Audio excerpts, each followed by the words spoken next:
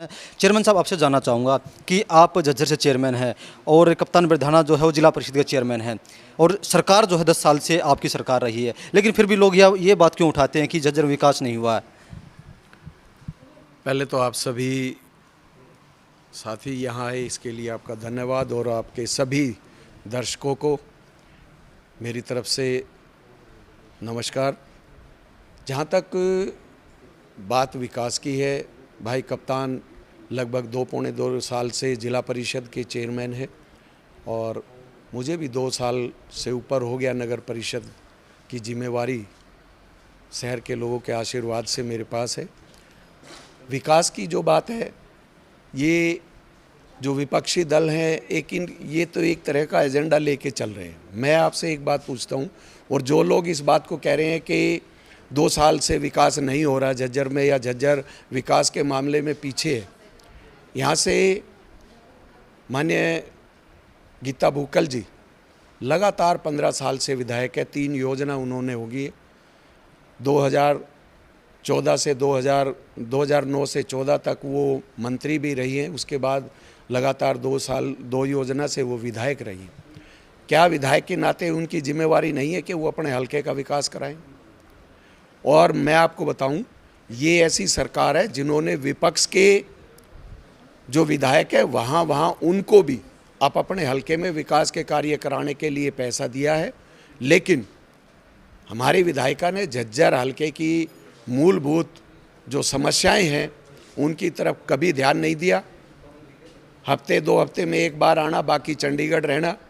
और जो पैसे अभी पीछे 25 करोड़ के आसपास पैसे माननीय मुख्यमंत्री जी ने दिया था रोडों के विकास के लिए, वो पैसे भी वो हल्के में नहीं लगवा पाए, उनमें से भी पैसा वापस चला गया।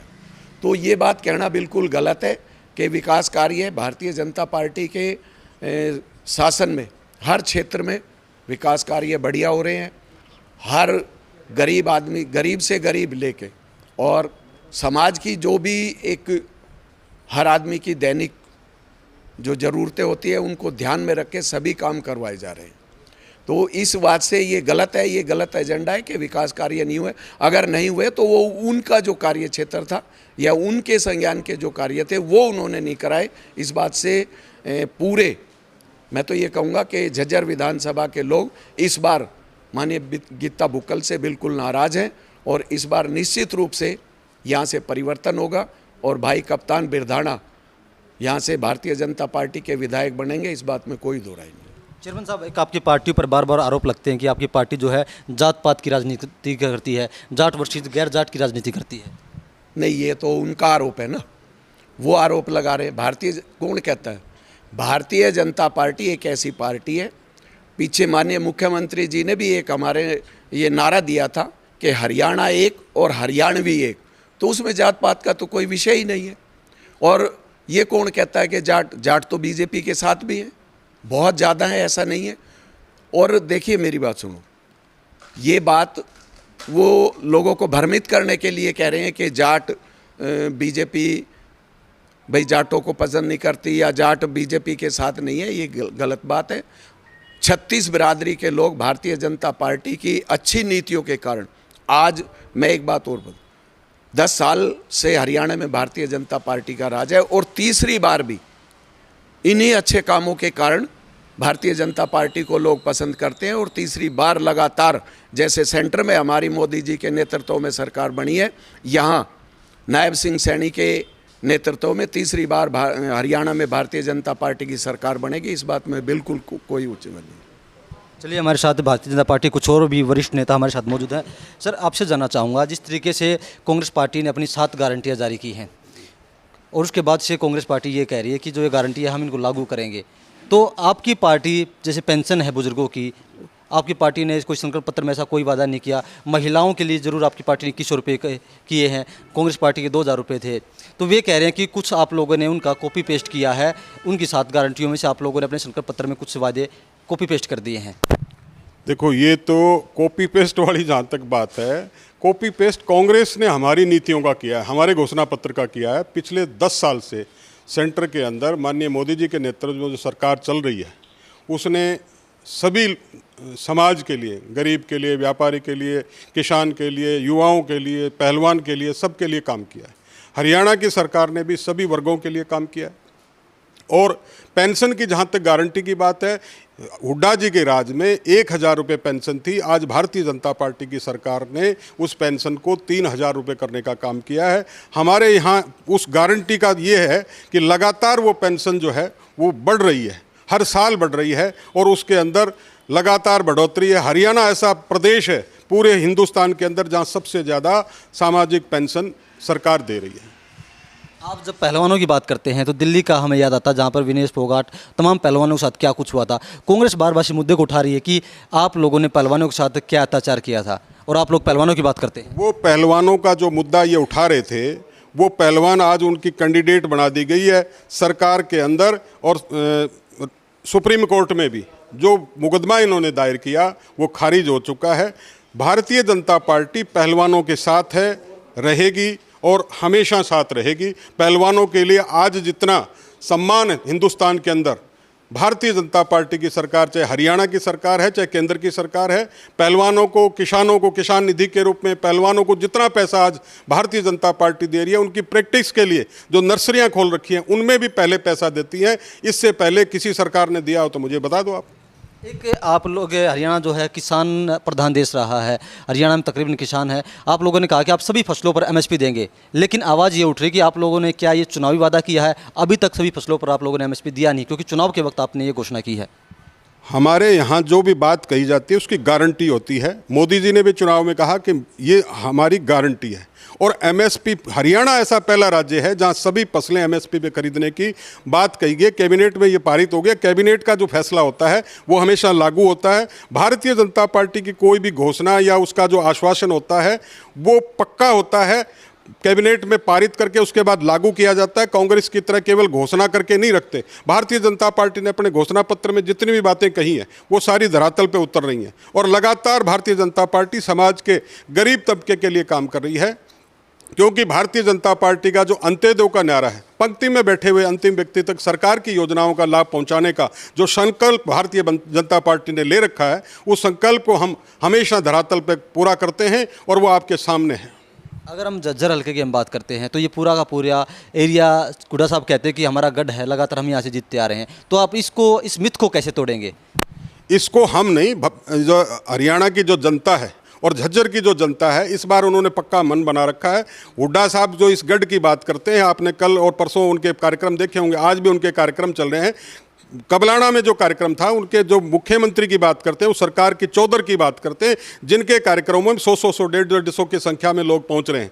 इस बात का जनता को भी आभास हो चुका है, यहाँ के स्थानीय विधायक को भी आभास है और जनता ने ये पक्का मन बना लिया कि झज्जर जिले की चारों की चारों विधानसभा भारी बहुमत से जीतकर हम भारतीय जनता पार्टी की झोली में डालने का काम करेंगे। 2019 में डॉक्टर राकेश ने चुनाव लड़ा आपकी पार्टी के सिंबल पर, वो कांग्रेस पार्टी के पास चले गए हैं। कांता देवी आपकी पार्टी की थी, वो कांग्रेस पार्टी में चली गई हैं। तो कह रहे हैं कि इससे जो है आपकी पार्टी काफ़ी कमज़ोर हो गई है। भारतीय जनता पार्टी का कार्यकर्ता हमेशा चुनावी मोड में रहता है। भारतीय जनता पार्टी का बूथ स्तर का कार्यकर्ता भी एक कैंडिडेट की बराबर की ताकत रखता है। जाने वालों को कोई रोक नहीं सकता। अगर उनका इतना जनाधार होता तो आज भारतीय जनता पार्टी को उसका नुकसान होता। लेकिन मैं ये कहता हूँ इस आपके चैनल के माध्यम से कि भारतीय जनता पार्टी को रत्ती भर भी नुकसान नहीं है और उन्हें लगता है कि उन्हें फायदा हो रहा है। वो अगर वहाँ गए हैं तो उनको वहाँ क्या अपना भविष्य दिखाई देता है। भारतीय जनता पार्टी ने, चाहे डॉक्टर राकेश की बात हो चाहे कांता देवी की बात हो, हमेशा उनको सम्मान देने का काम किया है और आगे रखने का काम किया है। उसके बावजूद वो अपने राजनीतिक भविष्य वहाँ उज्ज्वल देखते हैं, तो उनको बहुत बहुत शुभकामनाएं। चलिए, कुछ और नेता भी हमारे साथ हैं।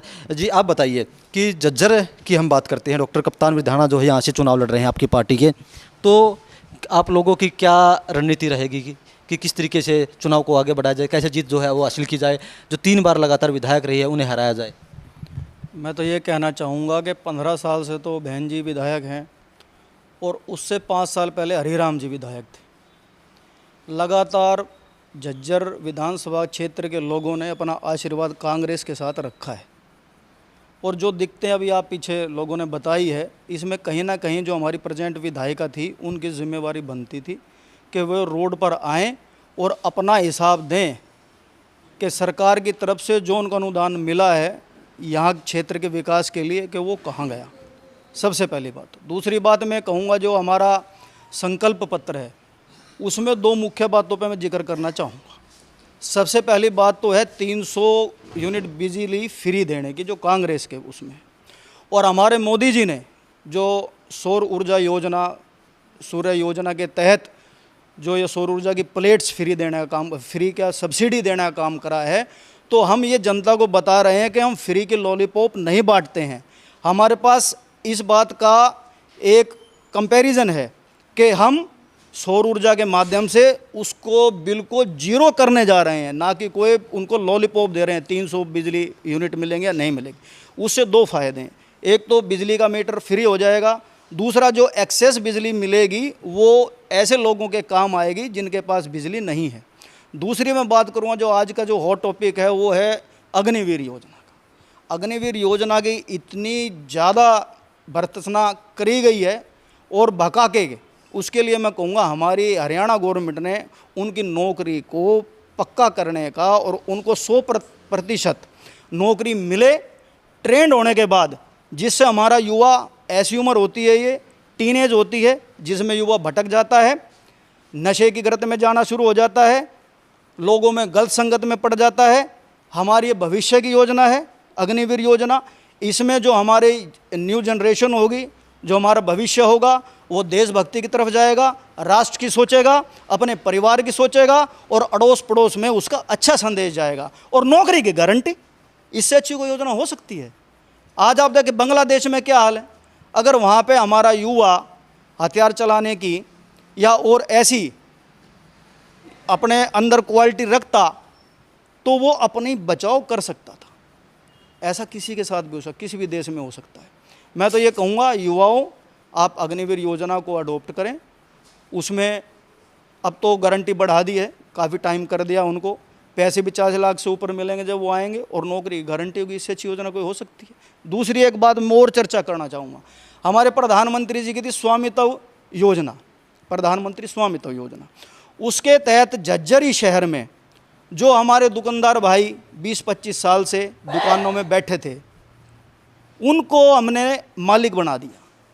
खट्टर साहब की योजना थी, हमारे चेयरमैन साहब यहाँ पर बैठे हैं, मनीष जी बैठे हैं, विधायक जी बैठे हैं, और भी यहाँ पर सभी लोग, हमारे मंडल अध्यक्ष भी बैठे हैं, महिलाएं बैठी।